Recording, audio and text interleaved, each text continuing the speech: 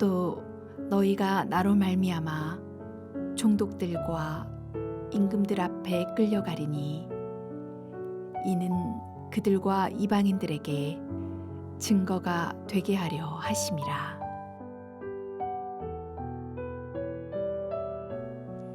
주님은 제자들을 세상으로 내어 보내시면서 무시무시한 말씀을 하십니다. 그들이 박해를 받을 것이라고 합니다. 가깝게는 자기 동네 회당에서 제자들을 채찍질할 것이고, 나아가 오늘날 국회에 해당되는 사내들인 공회로 끌고 갈 것이고, 심지어 로마의 총독과 왕들에게 데려가서 신문할 것이라고 말씀합니다.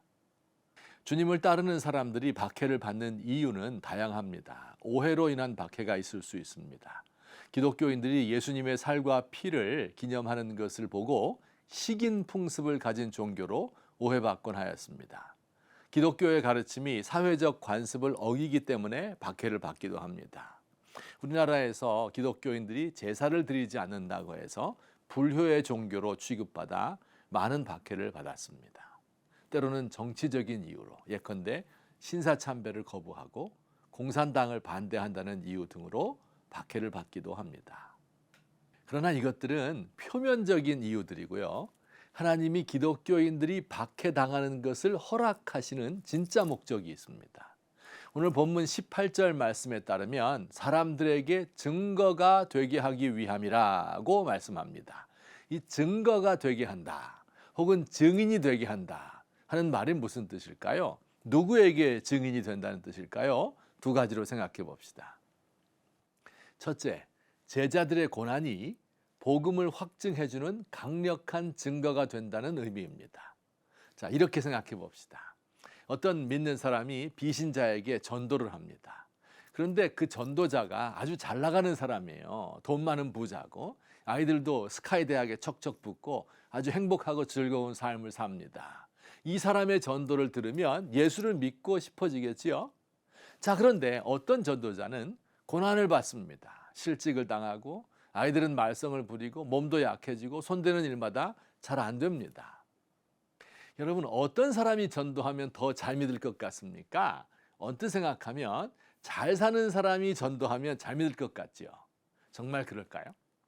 어떤 사람이 예수를 믿고 잘 살게 되면 나도 그를 따라 잘 살 수 있을 것 같아서 예수를 믿게 될 것입니다. 하지만 어떤 사람이 예수를 믿다가 실패만 거듭하는데 그래도 예수를 부인하지 않고 믿으면 그가 믿는 예수는 더욱더 신뢰할 수 있는 분이 됩니다. 한국 민족이 고난을 받을 때 순교자들이 많이 나왔습니다. 일제말 신사참배에 반대하던 사람들, 공산당의 박해에도 예수를 부인하지 않은 성도들이 무려 2,600명이나 됩니다. 그렇게 많은 사람들이 순교하였으면 사람들이 예수를 안 믿어야 하잖아요. 아닙니다. 해방 후 30년 동안 기독교는 약 30배 정도의 급성장을 하였습니다. 죽음으로써 지킨 복음을 사람들이 그 복음의 진실성을 증거한 것으로 받아들인 것입니다. 하지만 80년대 이후 30년 동안은 거의 한 사람도 순교자가 없었습니다. 예수를 믿어서 부자 되고 병 낫고 잘 살게 되었다는 간증뿐이었습니다. 그 결과가 참담합니다. 이제는 사람들이 기독교를 외면하는 지경에 이르렀습니다. 고난 속에서도 예수를 부인하지 않는 그 사람이 바로 예수님의 증인입니다. 둘째, 이게 더 중요한 의미를 가지는데요. 왕과 총독의 박해를 받는 사람들은 하늘 법정의 증인입니다. 하늘에도 법정이 있대요. 하나님이 재판장이고 천사들이 그 재판의 방청인들입니다. 이 땅의 왕과 총독 앞에서 제자들이 재판을 받을 때 하늘에서도 법정이 열립니다.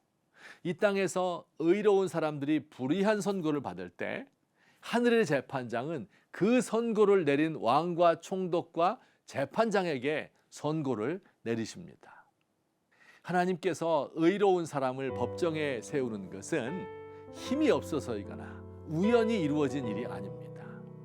하나님은 의로운 사람들이 박해받는 것을 통하여 악한 자들의 위선이 드러나게 하십니다. 순진하게 하나님의 일하는 사람들이 오해받고 손해당하는 것을 통하여 세상의 악이 만천하에 드러납니다. 박해를 받는 사람들은 하나님의 법정에서 선과 악을 분별할 수 있게 해주는 증인들입니다.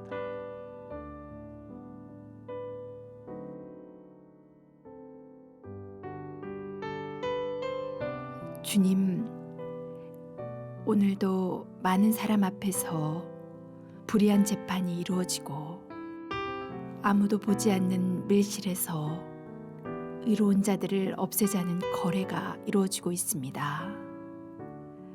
그러나 모든 은밀한 것을 살피시는 주님의 눈이 그들 위에 있음을 믿습니다. 의인의 증언을 순전하게 하시고 악인이 하늘 법정에서 판단받게 하소서.